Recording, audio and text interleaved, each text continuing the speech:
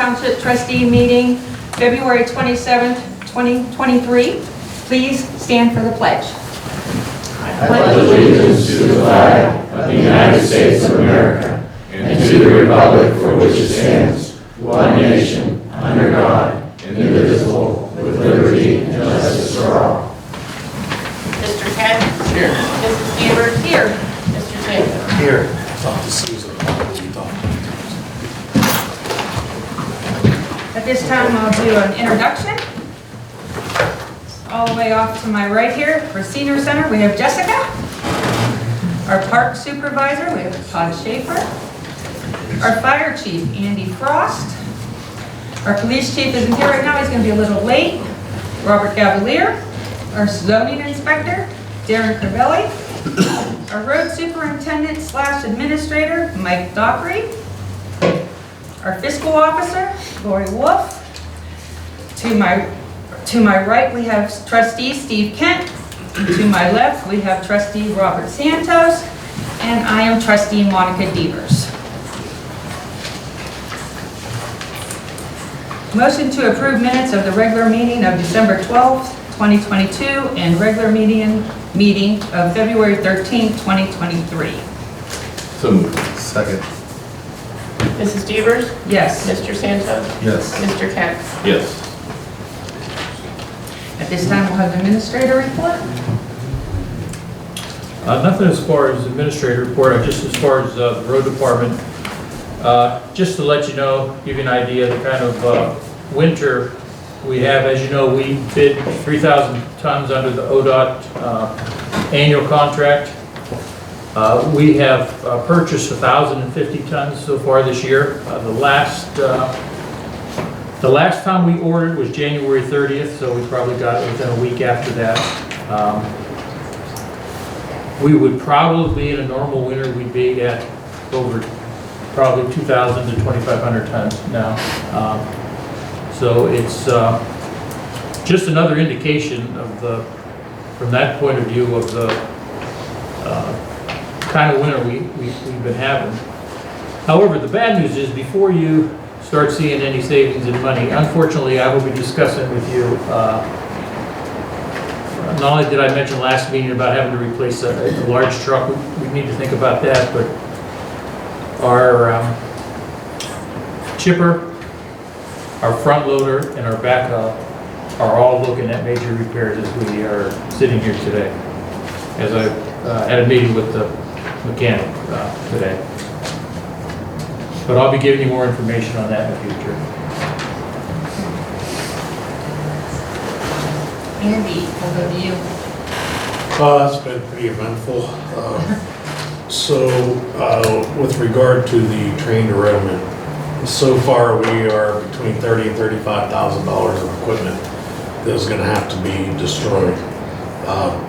I'm very, very confident we will get that money back.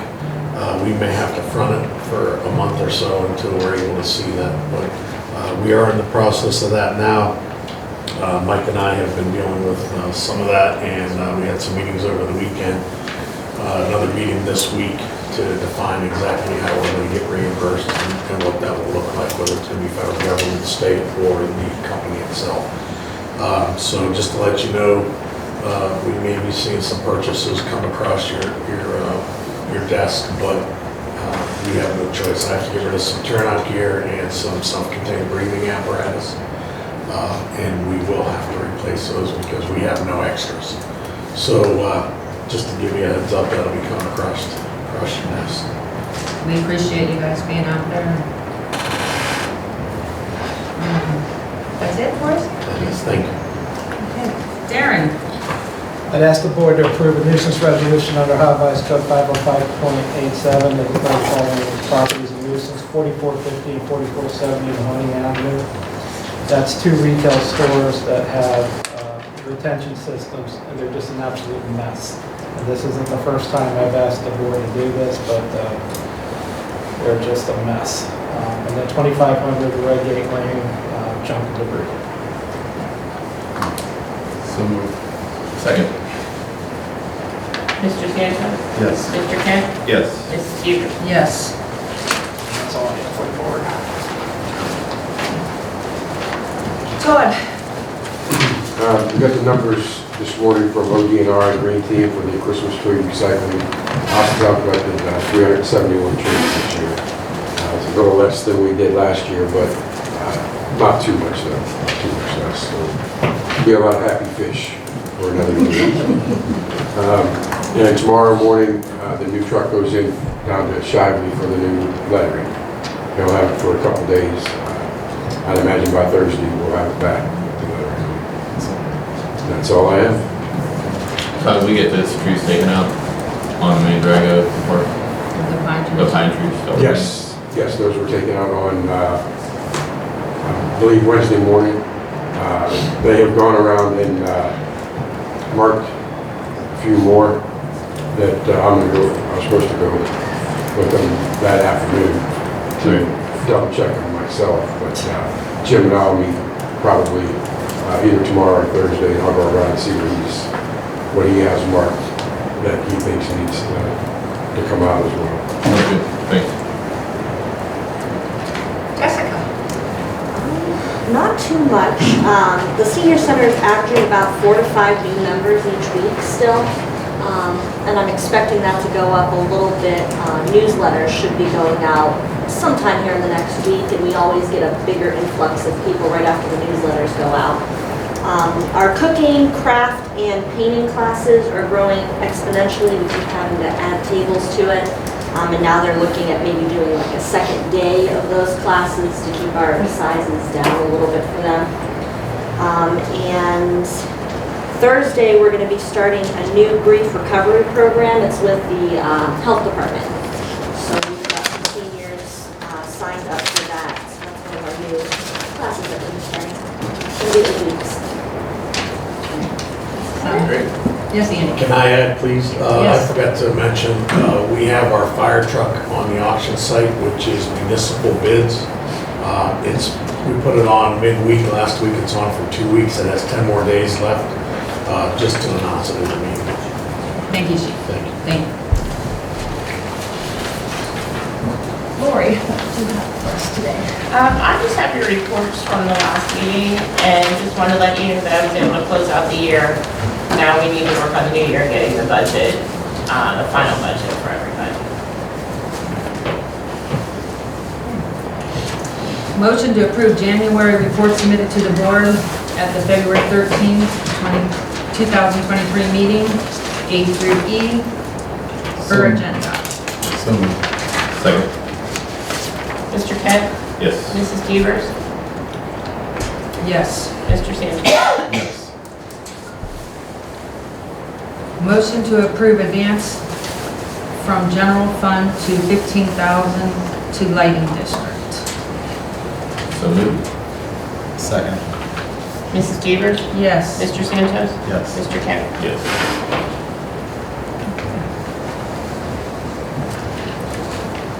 So I guess at this time, we would be asking for any public response with the cameras on. Anybody would like to come up and have a public response? I'm not promoting books, but it's a donation. My name is Eugene Connors, I live at 5116 Northwest Boulevard. And what I'd like to say is that the last meeting, you swore in 5 new officers into the Austintown Police Force. And as I left the meeting, got in my truck, drove home and everything, I just got so encouraged when I really thought about that, because the world I'm living in is kind of, I think I'm living in the age of insanity, where it seems like everything is going down the tubes. And I know that for my safety, the police are the most important thing in my community. And their support by me, citizens, by you, everybody, the Justice Department, is very important to keep your community safe. And that's real critical, because we all know what happens. You can look at New York City. So a couple days later, I was watching TV, and I was watching one of my favorite programs, Greg Kelly, who's the son of Ray Kelly, the longest serving police commissioner in New York City. And started thinking about New York City. And then he had an interview with an author named James Patterson. And James Patterson's a fiction writer mostly, but every once in a while he goes off and, he even does children's books, but he goes off and does something nonfiction. And this is it. And this is what he's talking about, Walk the Blue Line. It's a compilation of stories from law enforcement officers all over the country. And I tried to read it, however, I realized it ain't gonna happen because I have a problem with reading. I used to read myself to sleep. Well, as time passed, I'd only get through one page maybe. So thank God for audiobooks, and thank God that I'm a courier who drives 200-300 miles a day. And I get to do an audiobook. So I cut through it in about 3 days. And I'll tell you what, talk about keep me awake at the wheel and moving. I mean, I can't tell you. So, to appreciation for those gentlemen that joined our force, I don't know whether they're newbies or maybe transferring to a better job in Austintown. I just wanted to I bought 6 copies of this book, 5, one for each of them and one for the chief. And if he approves it, maybe he'll give it to him. But it's endorsed by Ray Kelly and the National Fraternal Order of Police. So I recommend everybody read it. I mean, if you like if you want to support your police and you're not sure the kind of job what they're up against, read this book. My goodness, it's fantastic. We thank you. Thank you very much.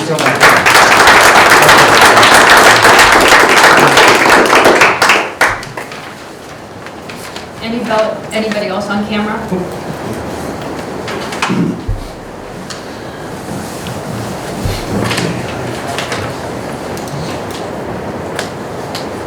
I'm Pete Dubois. I live at 421 Winfield Place. I'm here with Vernon and Bob Osler, their neighbors. We live in Fairview Heights, and we're scheduled in 2024 to get a portion of Wincliff Circle paved. The roads are in terrible shape in our development. Our main road in and out is Regal, and it is not on the list, and it is really bad. People coming into the development to look at a house, say for sale, first thing they see are the roads, bad roads. So I don't know how you go about getting Regal on the list for repavement or for pavement. It is on a list. It may not have been on the list when I took a call from someone from Wincliff, because I know the call you're talking about, and so I either misinformed her or the Regal is on a different list than Wincliff. Oh, okay. Okay, so the list I'm talking about is we're going to have a bid coming out, new bid coming out, I hope by April sometime at the latest for this year. Okay. And then we also have a list, because we had to file for a grant last year, that unfortunately we don't have the money to do this year. So that's the 24 project, it's spring 24 project. That is the one that has Wincliff on it, so maybe this year has Regal on it, or maybe that one did also have Regal on it. But I know Regal's on one of the lists. Okay. I do know that. That's our main in I do and out. know that. And with 90 homes, it gets really used a lot. And there's a lot of walkers in our development. So it's either, it should be either this spring or next spring, but it's on the list. Okay, appreciate it. Okay, thank you.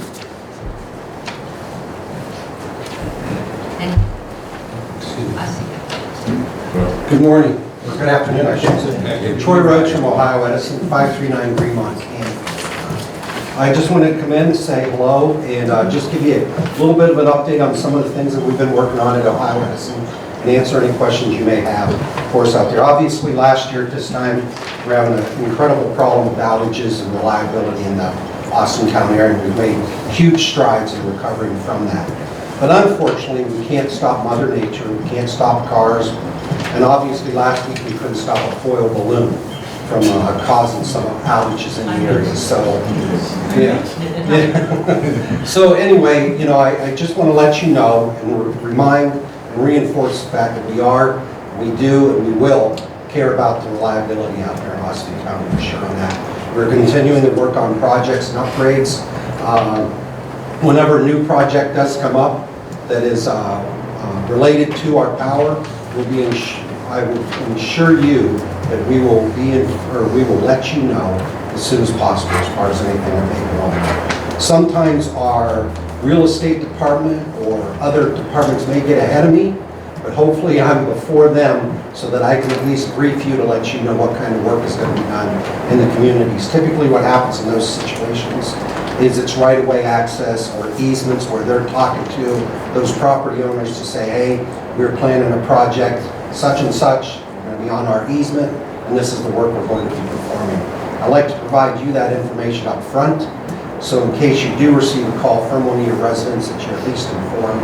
But that doesn't always work that way, so I apologize in advance if that does, but if you receive any kind of inquiries or anything like that, you know you can get a hold of me and I'll get you an answer as soon as possible on that. So I just wanted to give you that update on the outages. Streetlights, I've been working with Mike and also our line shop to ensure that we're out there trying to get those streetlights up and operational. I encourage the community, whenever they do see a streetlight, to report that. The primary way to report that is to call the contact center. There's either a pole number or the address closest to that streetlight. The other way is make sure that you, as they say, tie a ribbon around it, because typically we're changing those during the day. So we're not quite sure at night. Obviously, it'll be easier to see which light is out or not. But I'm working with Mike and the community to get those street lights on. It's important. We're paying for them, so please report them. Okay. Live wire. I'm working with Deputy Chief Captain O'Hara to reschedule that. We've got that here in the spring to bring that back. Unfortunately, we had to cancel the last October one. So that live wire, if you remember, that's for our first responders, just to let them know just the dangers around our electric, whether that's overhead or underground, to educate that. As more information comes out on that, I'll make sure you guys get the invitation to that. Hopefully we can see you at that event. The only, I already mentioned the upcoming. The only other thing I can say is this: please, if there is an outage, just report it and be patient with us. Our crews are out there. I'll give you an example. December 23rd, 22nd, we had crews out there in minus 20 whatever degree weather that was out there. We had roughly about 1,000 people in the Mahoning Valley that were out, but nobody was without power for more than 6 hours in there. Those linemen were out there working in that weather, beating themselves up to get that done. So just report it. That's all I can say. Any questions for me?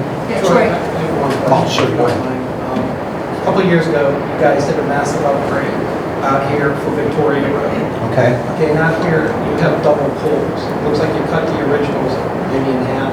You got the new much higher poles. Are those double poles staying, or is it, or do you just have them take them out? No, they're not. And the challenge is, so in Austintown's unique in the way that there is a considerable amount of poles in Austintown Township that are AT&T owned. Most other communities, it's strictly Ohio Edison. But Austintown, there's a huge number. Mahoning Avenue, for example, probably 85 to 90% of those poles, lower Mahoning, I'll say from Route 11 east, a lot of those are AT&T, so we've got to work with them. The process is, whether it's that project there, or it's a two-pole, or it's a car accident, that pole is damaged, Ohio Edison will go in, relocate their utilities on the new pole, and then there's a system inside that's called SPANS. What it means, it's an acronym for whatever. But what happens is in a work order is sent to those other utilities, Charter, AT&T, Armstrong, Fiber Company X, whatever, informing them that they need to relocate those wires onto the new pole so we can remove the old pole. That's a motivation issue there, to get them to say, to be kind. I've worked on a couple of situations recently here in Austintown. I've got some that are 4 years old, trying to get them to get out there and get those relocated. There's contact numbers that I can provide to call those into those companies to motivate them to do it, but that's a challenge. Long-winded answer, but at the end of the day, yes, we want to remove that second pole, but until those utilities are removed from the old one, we can't do anything about it. We have an elderly couple that live on Northwest on the south side by the overpass. And I've tried to get the old pool removed, but I haven't been successful, they haven't been. Yeah, so if after, let's talk, give me an actual address, and what I can, I've got your card. okay. I'll email you. Yeah, give me a call, email me, and I can encourage, Yeah. I'll use that word in front of everybody, I did. to get them out there, and I can use some other verbiage in there to let them know how, from a safety standpoint, how important it is to get that removed. So, Thank you. I was just wondering, I see posts on like social media, Ohio Edison's going door to door. Do you go door to door, or is this actually an Ohio Edison? You do not? Well, it depends what that is by door to door. We do not go door to door to tell somebody that we're going to turn off the power. We may go to a resident that is behind in their funding, but we're going to talk to them directly on whether we are going to, but we won't call them on the phone and say, if you don't pay on X credit card in 10 minutes, we're going to shut your power off. That is a face-to-face kind of conversation we're going to have. Now, door-to-door could be if we are doing tree trimming in that community, and we're just letting those individuals know that we're going to be trimming trees within the next 2 weeks. Typically, it's talk to the person. If nobody's there, then what we call it is a door knocker. It's put on there to just inform them of what's going on. But no, we do not go door to door I appreciate in that. that situation. Anything else? Okay, thank you very much. Thank you. Stay dry. Anyone else on camera? Hi, Bill Saltzman, 266 Wilcox Road. I'm asking because I'm on the board of a condo association. And I think this question is for him. I've got to leave. We just, no, it's no big No, deal. I'm teasing. At 26, or in the Cross Creek condominiums is where I'm talking about. We lost power Saturday night, early Sunday morning. Where's that located at? We're right off of Wilcox Road, right across from where Walmart is. Okay, oh, okay, west, Yes. okay. Anyway, we rarely lose power down there. We're very blessed. I mean, some of the folks in here probably lose power constantly. And I'm not complaining, I'm asking for a reason. And the reason is, the news media said that there was a problem at the substation and they had to reroute it through, I don't know, to give us power. It was out for probably 3.5, 4 hours, Okay. which it was a cold night. It dropped the temperature in the house. But there's a lot of elderly and they have medical equipment. Is why I'm asking.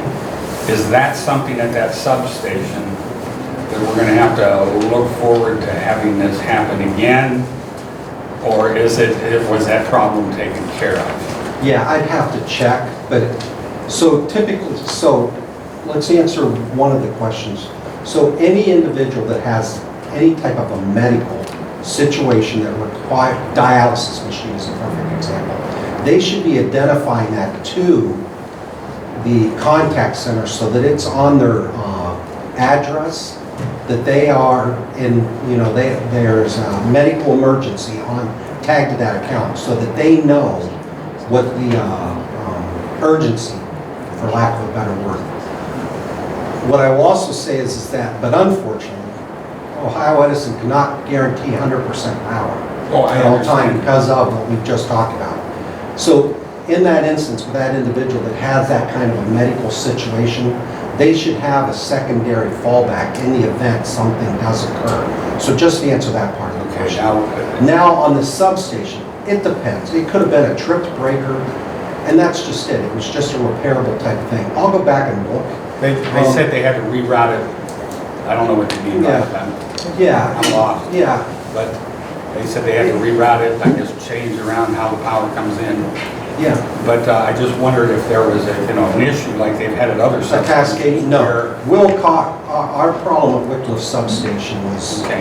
that was a total different situation. It's just we rarely lose power. Yeah, down there. yeah, I yeah. know there's a couple of them that have things. And being on the board, I know one gentleman, there's been a couple, I think. But one gentleman recently wanted to put in Backup generator. a backup generator outside. But it gets into other things, and They disapproved it, but I want to be able to say, look, we're going to have to start approving this, if that is the issue. Yeah, You know, that they need that. yeah, because, again, because Myself? stuff happens. I would get something wired in and I'd drag something out of the garage and, Yeah, I mean, if you Tap it have in the, and the start it Toro, you know, the Home Depot portable generator, that's Correct. one thing versus, you know, going out there and spending $5,000 on a fixed Generac that you've got to go out there. I understand, my in-laws live in a condo development in Canfield, and there's quite a few restrictions what they can and can't do. And you're the first person I've ever heard that one be brought up, though. It's interesting. But what I can tell you is that substation, it was a breaker trip, and they just had to reroute. Okay. We had an issue over Mineral Ridge over the weekend on Sunday from a sub over there, the 23, that they had to reroute so that they could repair the old one to bring that circuit back online. yeah, I knew that you had to change a lot of things there. It was a big long run. I just wanted to know if there was something that I should go back to the whole board and say, look, we're going to have to do something. Because I don't want somebody dying over this. Yeah, and again, my first thing is if anybody has any kind of medical equipment that they're required, they need to make sure that Ohio Edison has that identified on their bill so that they know that. But then with that being said, that individual needs to have a fallback plan in the event. And I know that there's medical things, or like little, I don't know if they're generators or whatever, but they can be charged. And then they last for several hours. Yeah. You know, which would probably have worked the other night. Because I think it was only out like 3.5, 4 hours. Understood. Thank you very much. Thank you. Bob, would you like to come up? No.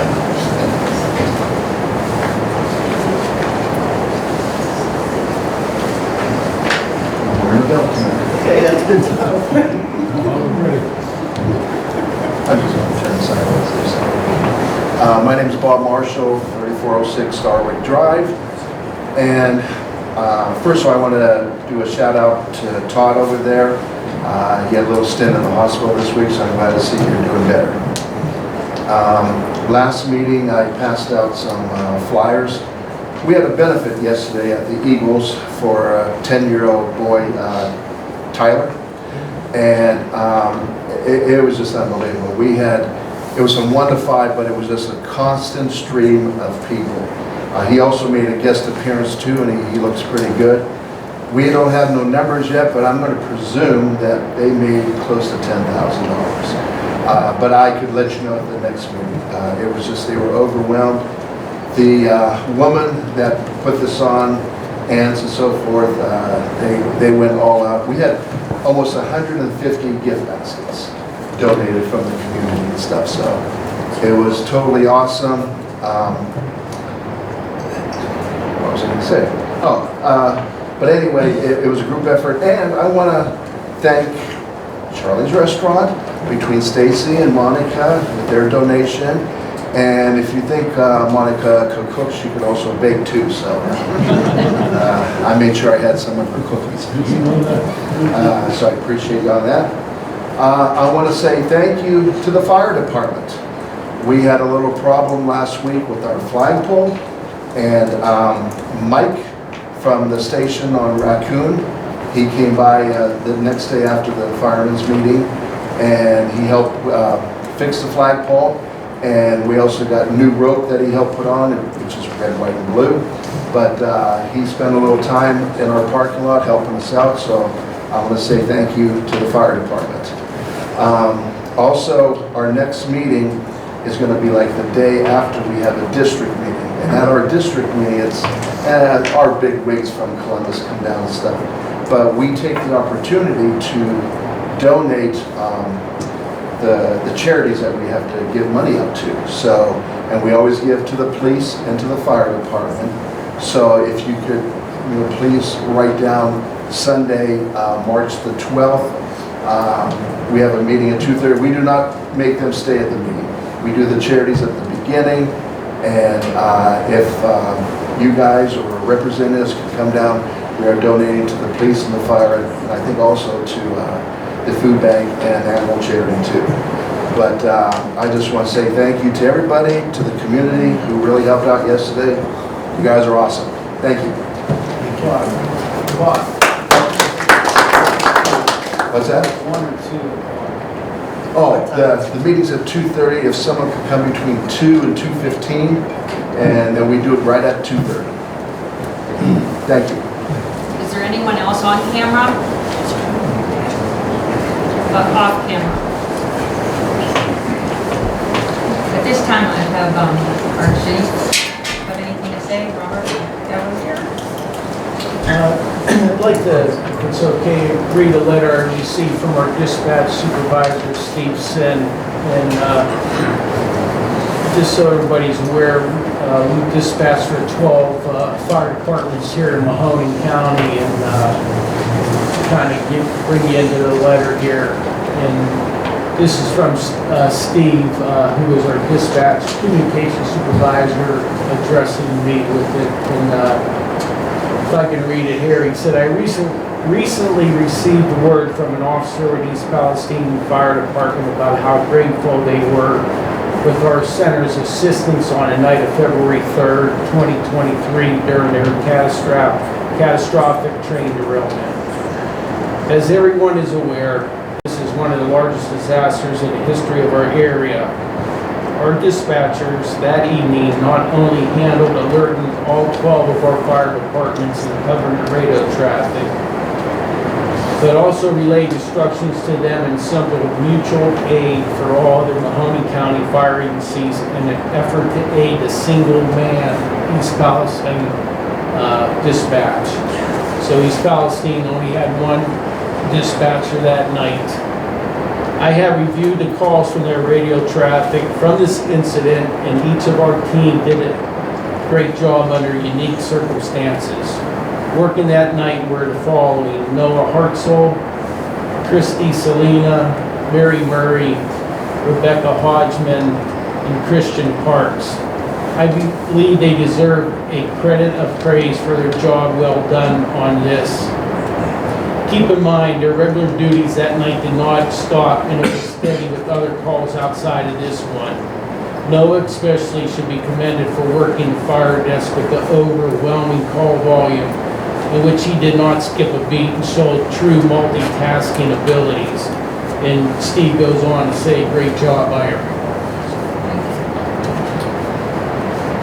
I just want to add to that. It was an incredible effort by them. The dispatch center is run by leaps and bounds. They do an incredible job. And that night really taxed them as well as it did a lot of other agencies. But the dispatchers really stepped up that night and did a great job. And they relayed very valuable information to all the fire departments. And it worked as it should. And I also like to thank those dispatchers. They truly deserve to get thanks. Chief, while you were not here, this gentleman in the back has brought our 5 police officers and you also a book, The Walking the Blue Line. That gentleman's back there and he wants to say that we have a great police force, and he was up here speaking about you and the 5 new police officers, and you were not here. So your books are there. Thank you. You're welcome. My pleasure. So at this time, we'll have comments from our trustees. Steve? Oh, I did off camera. I'm sorry. I did off camera. Sorry. That's why I Okay, you got me second guessing myself here. Yeah, I did. You fall asleep. Nobody wants to know that. All right, go ahead. I just want to congratulate all the winter sports, wrestling, basketball. They did a great job so far this year. Day ago, the wheelchair basketball team placed second, runner-up in the state finals. So just wanted to reach out. I mean, that's an awesome feat that we have at Austintown. Another thing, we have 2 golf outings coming up. One's the 24th annual Fitch Falcon football. That's May 20th at Knoll Run. If you guys want to golf, Coach McMahon is your contact at 330-797-3900. And along with that one is the Austintown Youth Football and Cheer. They're having their first annual golf outing on May 7th at Old Dutch Mill. Contact Chuck Knock at 330-301-0900.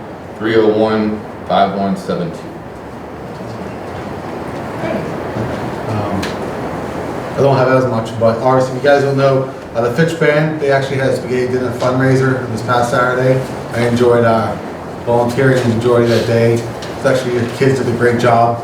It was a really good turnout. There was a constant flow going in and out, so definitely want to give kudos to their residents here in Austintown. We definitely support, obviously, all of our sports, our bands, our residents who are ill. We definitely have a community that goes above and beyond. I definitely want to give my appreciation to that. A gentleman over there, believe it or not, I know I spoke at the last meeting that he actually underwent some health issues too. He was back and he was actually hauling chairs that evening. He needs to tone down, relax, retire, enjoy, go to the beach, sip some margaritas or something. Also, if you guys don't know, I found this out during when I was volunteering with the Fitch Band, was that Youngstown Letter, believe it or not, just not even about 4 or 5 days ago, they moved into Austintown. They actually were on Meridian Road on the right side. They were in Youngstown. Now they're in Austintown. Youngstown Letter. So they're on Connecticut Drive now. So they moved. They will present. Obviously, they'll have a ribbon cutting. We'll definitely go out there and show our support. But I definitely want to welcome them to Austintown. It's great to see individuals move into Austintown, especially when it's one street over. So definitely want to give them my appreciation and thank you guys for being out here in the rain. Hopefully we can stay dry. Sounds like it slowed up a little bit. Yeah. I think me and him should talk before we come out and say what we're going to say, because I had almost the same thing here, but we're good. I was taking the notes. I attended the night at the races Saturday night and supported the Fitch softball and baseball to support them. And they had a great crowd. There was tons of people there, and like I wanted to say, Austintown supports these, and this is fantastic that we support all these. And Robert attended this spaghetti dinner last Saturday, and I was at the night of the races. I also went to Tyler's fundraiser, and the support there was absolutely amazing also, and I hope that everything goes well for that child. And I have written down here that the Fitch Drama Team will present Legally Blonde, the musical, at Austintown Fitch High School Auditorium, March 30th and 31st at 7 o'clock, and April 2nd at 3 o'clock. That should be a fun time, something to go and watch, and I know they're trying very hard, and they got their own set and everything there, so that'll be something to go and see for us in Austintown. And also I'd like to mention, of course, and I'm going to mention it at every meeting, as we're going to have the Easter egg hunt again this year, April 1st, from 10 o'clock in the morning till noon. And the Easter Bunny will be there, and we're going to be filling eggs. Lots of eggs this time. We didn't have enough last time. And we got a little farm to be there, and face painting, and where Chick-fil-A will be with us this time too. So we're looking forward to that. It'll be fun. So that'll be a nice thing. I better get an egg this time. What's that? I better get some eggs this You time. better get some eggs this time. So with that being all said, I have a motion to recess to executive session for the following A and B per agenda. So moved. Second. Mrs. Devers? Yes. Mr. Santos? Yes. Mr. Kennedy? Yes.